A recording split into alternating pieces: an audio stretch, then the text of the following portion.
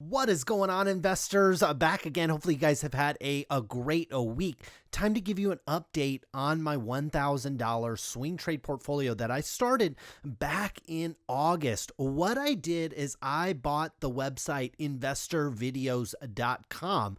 I am going to include in the description and in the pinned comment a link to this page where I show you all my transactions in this portfolio, all my balances, also a recap or kind of links to all the videos in here. On today's video, I'll give you a quick update on the portfolio, but I want to show you my favorite setup and a setup that I am going to look for from now on for the swing trade portfolio. So very quickly, the portfolio ended the year at $1,112. That is about 11.2% gain on the really over the last 4 months. Okay, that is way above where I thought I could potentially be. So if we can continue this next year, earn 10, 12, 15% for the whole year, I will be very happy. Now, I want to talk about the setup that I absolutely love, and that I'll show you 3 examples that worked and 1 cautionary example to where none of this is guaranteed, but I have found this to be a very high probability trade, at least in the market that we're at now. Now, my most recent trade, again, on investorvideos.com, link in the description below, I show you all my transactions, all my trades down here. Now, the most recent one is I bought Alibaba. Now, Alibaba traded down on the news that the Chinese government might be slapping them on the wrist or something like that, and the stock traded down. I love this big gap down on news or earnings, okay? That's typically what causes these big gaps, is some kind of unexpected event, either unexpected earnings or unexpected news. In the case of Baba, it was the Chinese government. Now, the stock traded down. I bought this at about 222, somewhere right in here, again, with the expectation that this stock was going to walk back and fill this gap, and that's exactly what it did. I ended up buying it on 12.28 for 222,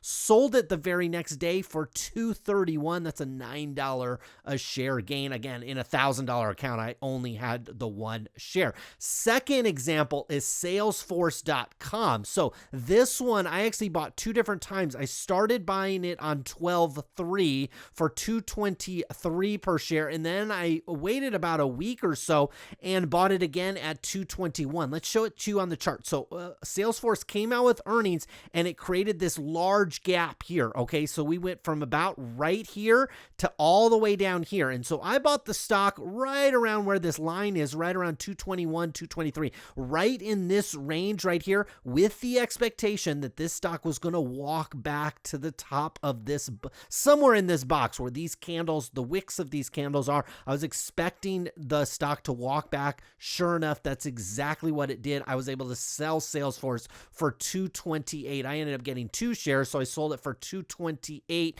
which was right where my initial target was with that one. Now, going back a little ways was Intel, and Intel's actually done this twice over the last couple months. So we had this big drop in Intel here. This was an earnings announcement way down here. Now, here's the thing you got to be careful about. Okay, just because we gap down here, I don't necessarily want to come in here and buy on the initial opening action.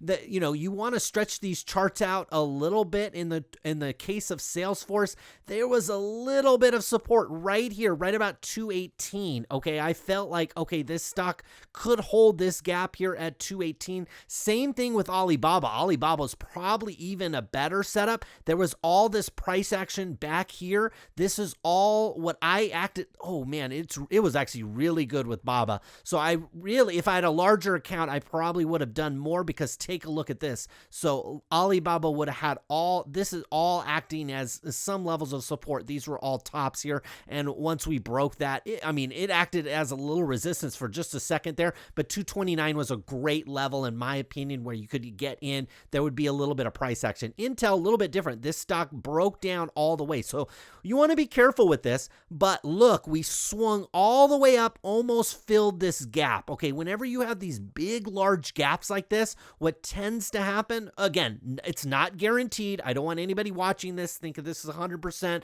This is like a 4-inch putt in golf. You're just going to make it every time. No, it's probably more like a 3-foot putt in golf. If you're pretty good, you're going to make them a large percentage of time. Yes, you're going to miss a few. And so you just want to be careful when you set these trades up, set some stop losses, things like that. But the price action tends to walk back up into this gap. Again, we saw that with CRM. It walked back up in here, started to fill this gap. Alibaba, even more so, coming back up here, filling this gap. So that's what happened here with Intel. Same thing. We had this big drop and then boom, this stock really came back in here. Not really a gap here, but just kind of a big drop and then walked back up into the gap. Now, here's a cautionary table. Here's Cisco Systems. We had this big gap down here. This stock traded sideways. I think you could have gotten fooled here and accumulated here, maybe put a stop loss here underneath this candle here at 41. And then when it broke, man, it went from about $41 per share all the way down here to 37,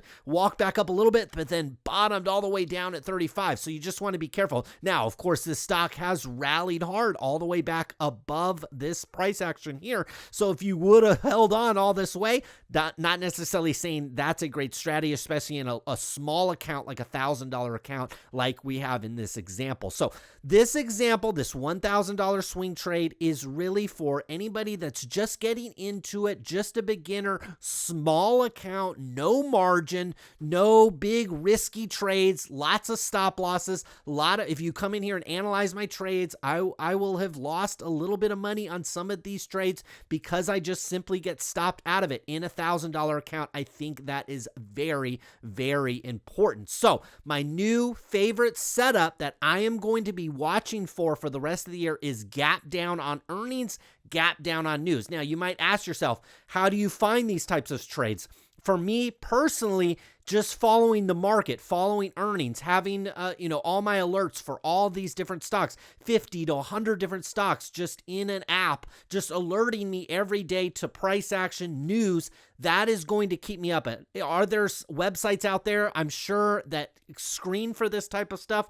Absolutely, if you want to go out there and dig for that kind of stuff. But I have enough of my eye on all these stocks, a bunch of different stocks, that when Alibaba dropped 15% in one day, for me, it just was like, oh, this sets up perfectly for a swing trade or just kind of a day trade in that situation, or a one-day trade here. So hopefully this helps you out. Going into 2021, again, we're targeting about 10-15% for the entire year would be a great return for me. That's what I'm targeting for next year. If it's more, that's great. If it's less, hopefully we don't lose a bunch of money in this account. That's not what we're doing. But the setup I am going to look for probably for most of my trades are gap down on news, gap down on earnings, walking back up to the, fill this gap back up into the price action. So again, here was 3 examples where it did it basically perfectly. And here's one little cautionary tale. And of course it did come back and it is starting to fill this gap here, but a little bit of a cautionary tale why stop losses are important. I have stop lossed on all these trades. Luckily, the CRM, Baba, and Intel trade worked out well. Again, link in the description below, investorvideos.com. I've got a lot of stuff planned for this website in the new year. Link to this article with all the transactions. I will be updating this article every time I buy and sell, and I'll do a video maybe once a month or so to keep everyone updated. Thanks for tuning in today. Hopefully you guys are having a great day. Good luck with all your investments.